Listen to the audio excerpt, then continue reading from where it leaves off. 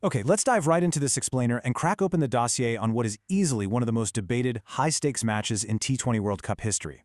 Today, we're unpacking a source that investigates an absolute blockbuster of a cricket match, an event where breathtaking athleticism collided head-on with intense, lingering scrutiny, leaving fans and analysts completely divided. Our source material, The Dark Dossier, pulls back the curtain on this exact moment in sporting history, and we're going to walk through exactly what happened, step by step, just following the raw data. We're looking at that massive March 5th, 2026 clash between India and England. And the core question the dossier really forces us to ask is simple. Was this a fair contest, or was there a calculated outcome? We're exploring whether the official records of this crazy, nearly 500-run thriller actually tell the whole story. Because while the history books show a competitive victory that propelled India toward another final, the shadows of the Wankhede Stadium hold a much more complex narrative. We have to look closely at whether India simply outplayed England, or if there were, other variables at play. So, let's start with Section 1, the facts of the matter.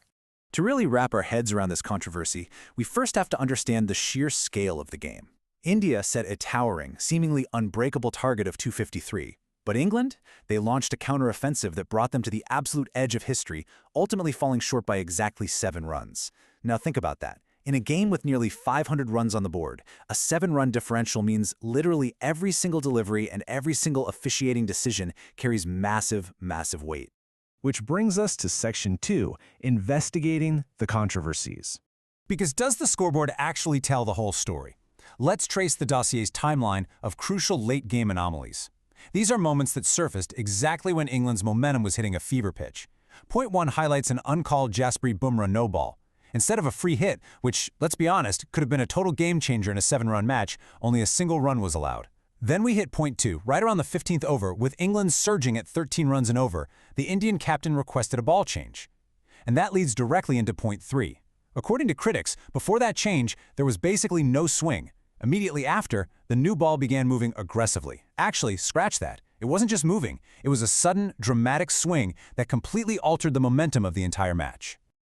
Man, these specific anomalies prompted some sharp reactions from the cricketing world.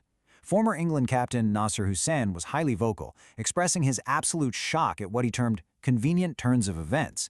He even went as far as calling for the ICC to officially investigate the truth behind the sudden lack of swing before the 15th over and the aggressive movement right after.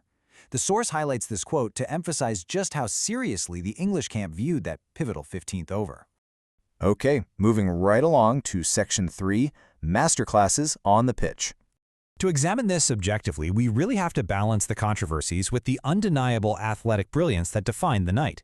Consider this head-to-head battle. On the Indian side, Sanju Samson delivered an absolute masterclass, scoring a blistering 89 runs off just 42 balls, rightfully earning player of the match. And juxtaposed against that, you have England's rising star Jacob Bethel. He put up a heroic resistance, scoring a breathtaking 105 runs off just 48 balls. He fought until the very end, delivering this genius performance that kept England in the chase the whole way through. But, Samson didn't do it alone. He had some serious, high-octane backup. Ishan Kishan provided a super aggressive cameo, and Hardik Pandya delivered truly explosive batting. Together, that collective offensive surge is exactly what pushed India's total beyond that massive 250 mark, establishing a mountain that England ultimately couldn't quite climb. And on the defensive side, well, Jasprit Bumrah acted as India's ultimate insurance policy.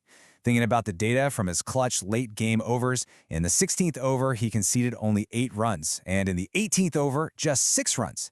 By delivering pinpoint Yorkers exactly when England threatened to run away with the game, Bumrah completely choked the run rate and proved vital to securing the win.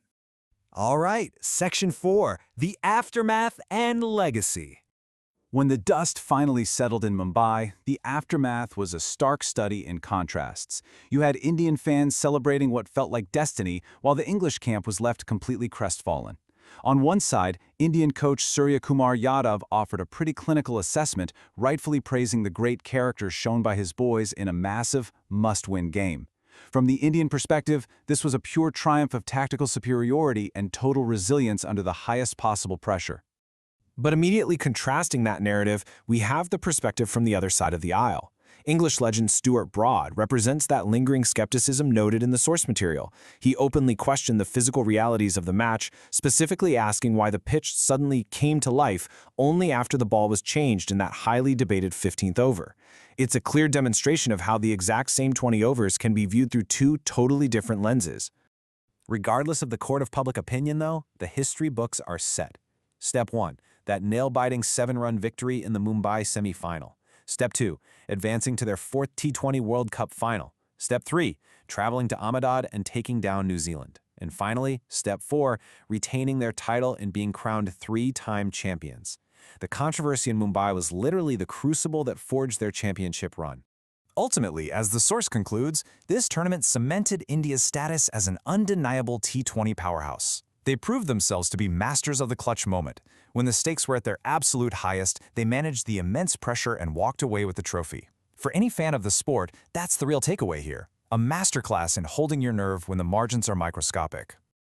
So as we wrap up this explainer, I want to leave you with one final thought directly inspired by our source material. In a match decided by both undeniable athletic genius, like Sampson and Bethel's incredible batting, and lingering mysteries surrounding no balls and ball changes, how do you judge the 2026 Mumbai semifinal? Was it a masterpiece of clutch resilience by a powerhouse team, or a convenient victory aided by well-timed anomalies? The dossier is open. You have the facts. What do you think really happened that night?